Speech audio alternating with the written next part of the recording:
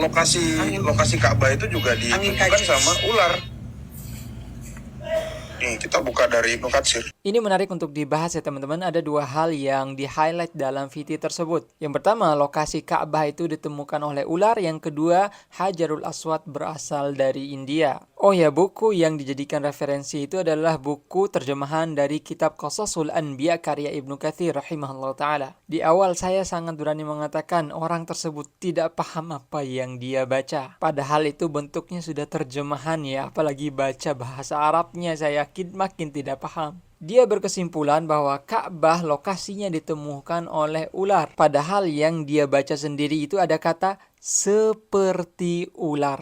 Sejak kapan kata seperti artinya adalah kamu cantik sekali seperti rembulan, artinya kamu adalah rembulan. Ini saya yang kurang update atau gimana, atau memang ada bahasa Indonesia versi baru. Jadi angin khojuj adalah angin yang bentuknya seperti ular. Kalau kita merujuk pada Qamus Al-Muhit, khojuj artinya ar-rihu syadidatul mar'awil multawiyah fi hububiha. Angin khojuj adalah angin yang berkecepatan dahsyat dan hembusannya itu melilit-lilit. Jadi kalau dengan bahasa yang kita kenal sekarang, kurang lebih angin ini tuh seperti angin tornado bentuknya. Jadi jelas ya, bukan ular tapi angin seperti ular.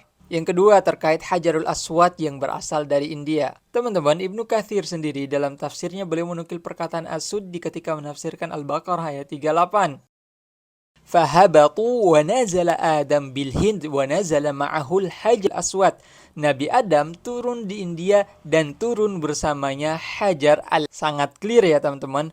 Hajarul Aswad turun bersama Nabi Adam dan turunnya itu di mana? Di India. Bukan asalnya dari India. Oke, kesimpulannya mereka sebenarnya tidak paham apa yang mereka baca dan enggan mencari tahu makna yang mereka baca, melainkan hanya mencari kesalahan saja. Silahkan kalian bisa nilai sendiri ya teman-teman. Terima kasih yang sudah menonton. Sampai jumpa di postingan selanjutnya. Assalamualaikum.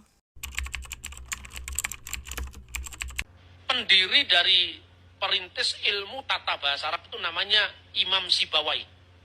Yang dikenal dengan dunia kajian Islam itu adalah Nahwu Shorof, ya ilmu bahasa Arab. Sebenarnya ada banyak hal yang perlu diluruskan terkait pernyataan Pak Bambang di video tadi. Namun di video ini saya cukupkan dua hal saja. Pernyataan pertama, pendiri atau perintis ilmu tata bahasa Arab atau ilmu Nahwu Shorof adalah Imam Sibawai. Kemudian pernyataan kedua, kata Allahumma asalnya dari bahasa Ibrani yaitu Elohim. Mari kita bahas. Teman-teman, Pak Bambang sepertinya salah kaprah. Imam Sibawah itu bukanlah perintis ilmu Nahwu Shorof.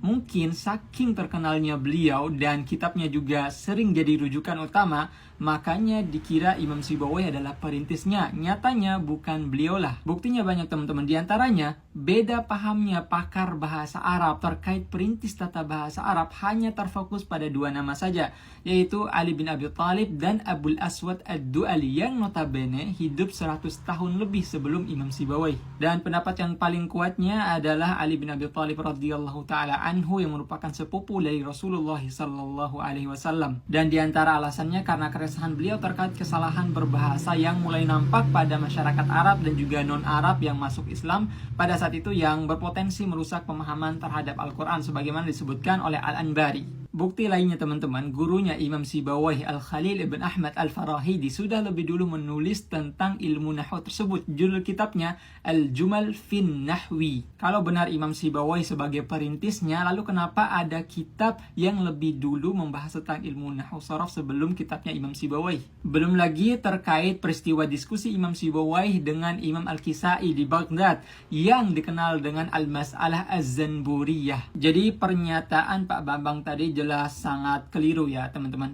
Pernyataan kedua terkait Allahumma berasal dari bahasa Ibrani yaitu Elohim. Ini juga keliru ya teman-teman. Imam Sibawai yang Pak Bambang akui kepakarannya sebagai ahli tata bahasa Arab tadi beserta gurunya Imam Khalil bin Ahmad Al-Farahidi justru membantah hal tersebut. Qala Al-Khalil wa Sibawaihi wa jami'ul basriyin inna asla Allahumma ya Allah. Asal muasal kalimat Allahumma adalah ya Allah. Teman-teman, huruf mim bertasydid setelah lafaz jalalah Allah adalah pengganti dari huruf ya dan alif, yaitu huruf vokatif atau seruan di awal, sehingga menjadi Allahumma yang artinya Ya Allah. Dalam kaidah tata bahasa Arab biasa seperti itu. Bisa dilihat sumbernya juga dalam Alfiyah Ibn Malik dalam bab An-Nida. Jadi jelas ya teman-teman, kata Allahumma itu murni dari tata bahasa Arab, bukan dari bahasa lain. Kesimpulannya, gelar tidak menjamin kebenaran argumen karena memang mungkin gelarnya tidak dalam bidang terkait yang dibahas. Maka di sini diperlukan sifat kritis dalam memahami sesuatu dan tidak menelan argumen mentah-mentah begitu saja. Terima kasih yang sudah menonton. Sampai jumpa di postingan selanjutnya. Assalamualaikum. Artinya, Isa bin Maryam bagian fitunya wal akhir adalah Yesus atau Isa, putra Maria, berkuasa atau terkemuka di dunia dan di akhirat. Kalau Yesus saudara itu terkemuka atau berkuasa di dunia dan akhirat, dia bukan manusia, dia bukan seorang nabi, tapi dia adalah Tuhan. Masya Allah teman-teman, kalau kita perhatikan narasi mereka selalu sama. Kata terkemuka selalu diselewengkan menjadi kata berkuasa. Mereka selalu mengulang-ulang narasi yang sama tanpa mencari tahu kebenarannya. Teman-teman, kalau saja mereka memiliki rasa penasaran sedikit saja untuk mencari tahu, mereka akan malu sendiri. Yang kedua, ucapan mereka itu kontradiksi dengan ucapan sebagian dari kalangan mereka sendiri. Sebagian dari mereka mengatakan Nabi Isa bukanlah Yesus. Lalu, mengapa kesaksian para murtadin itu masih dibenarkan? Namun uniknya, dalam ruang diskusi lintas agama, mereka nyatakan berbeda. Kalian bisa nilai sendiri apa motif di balik itu. Yang ketiga teman-teman, narasi yang selalu mereka ulang-ulang ini tidak berdasar sama sekali. Tidak ada satupun dalam kamus bahasa Arab yang mengartikan kata wajih dengan arti berkuasa. Lalu dari mana sumbernya? Ya jelas itu asumsi mereka saja. Yang keempat, kalau saja mereka mau sedikit effort buat belajar, lanjutan ayatnya adalah bantahannya. Nabi Isa termasuk orang-orang yang didekatkan. Kata min di dalam bahasa Arab itu litab'id yang menunjukkan makna sebagian. Artinya Nabi Isa itu salah satu, bukanlah satu-satunya. Kemudian kata orang-orang di sini menunjukkan bahwa Nabi Isa alaihissalam adalah seorang manusia, bukanlah Tuhan. Yang kelima, Nabi Isa bukanlah satu-satunya yang terkemuka di dalam Al-Quran. Tanpa mengurangi rasa hormat kami kepada Nabi Isa alaihissalam, Nabi Musa bahkan terkemuka di hadapan Allah yang tidak terbatas ruang dan waktu. Kalian bisa lihat di dalam surat Al-Ahzab ayat 69. Kalau mau diperbandingkan, lebih mulia mana yang terkemuka di dunia dan di akhirat atau di hadapan yang menciptakan dunia dan akhirat? Lagi pula ada yang namanya zaman azali, masa di mana belum ada dunia dan seisinya. Artinya sebuah aib untuk Tuhan kalau terkemukanya hanya dibatasi dunia dan akhirat saja. Keenam, mereka hanya mengambil satu ayat itu saja, lalu menutup mata dengan banyak ayat yang menunjukkan bahwa Nabi Isa adalah seorang hamba. Aku hanyalah hamba Allah, Maryam ayat 30. Nabi Isa adalah ciptaan sama seperti Nabi Adam, Ali Imran ayat 59. Nabi Isa melakukan sholat, zakat, beliau juga dibangkitkan, bukan bangkit sendiri. Dan masih banyak lagi ayat lain yang mereka menutup mata dari ayat-ayat tersebut.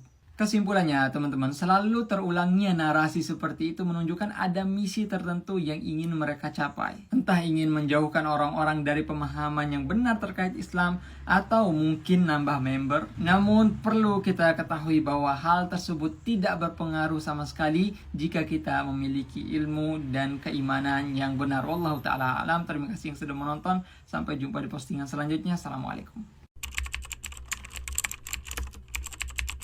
Bertanya-tanya, gila ya selama ini berarti gue sholat itu dibohongin.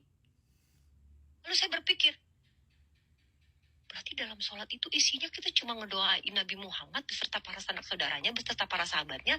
Kok saya jadi kasihannya liatnya. Ketahuan dia tuh nggak paham bacaan sholat. Siapapun yang ngasih tahu Anda kalau sholat itu isinya cuma itu aja, nah dia itu sebenarnya yang udah bohongin Anda. Mana ada sholat itu isinya cuma tahiyat doang. Yang Anda sebutkan itu kan cuma doa tahiyat. Ada doa istiftah, ada doa ruku, ada doa sujud, duduk di antara dua sujud dan lainnya. Di doa istiftah saja setelah takbir, kita sudah mendoakan untuk diri kita sendiri. Di antara doa istiftah yang paling terkenal itu riwayatnya Imam Bukhari, Allahumma ba'id baini, yang artinya ya Allah jauhkanlah antara aku dan dosaku sebagaimana engkau jauhkan antara timur dan barat. Ya Allah cuci bersihlah dosaku sebagaimana kain putih dicuci dari kotoran. Ya Allah bersihkanlah dosaku dengan es, air dan juga embun. Tuh baru pembukaan aja itu udah doa untuk diri sendiri agar dijauhkan dari dosa-dosa. Ketika ruku kami itu memuji Allah. Subhana rabbiyal azim, maha suci Robku yang maha agung. Dan dalam riwayat sahih yang lain, subhanakallahumma rabbana wa bihamdika Allahumma gfirli, maha suci Engkau ya Allah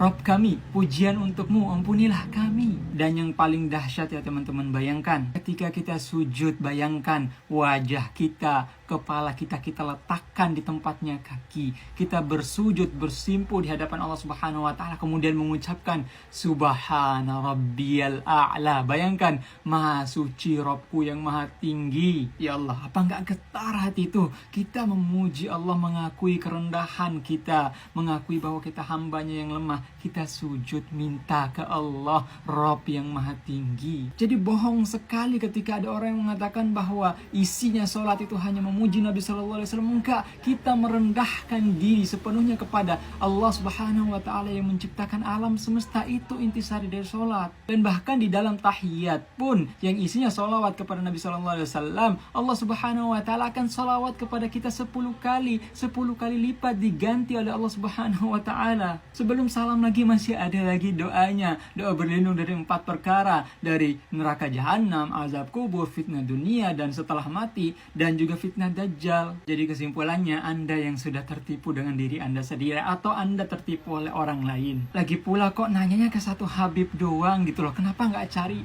ustadz atau Habib yang lain gitu untuk tempat tanya? Ya kalau memang mencari kebenaran, mencari jawaban, ya jangan cuma dari satu sumber doang. Skripsi aja kalau kamu cuma cari satu sumber aja, itu kamu nggak bakal lulus. Ini kok perkara agama nanyanya ke satu orang doang. Ya udah teman-teman, semoga di akhirat kelak kita bisa recall depan dia ya, karena dia sudah terlanjur lockout.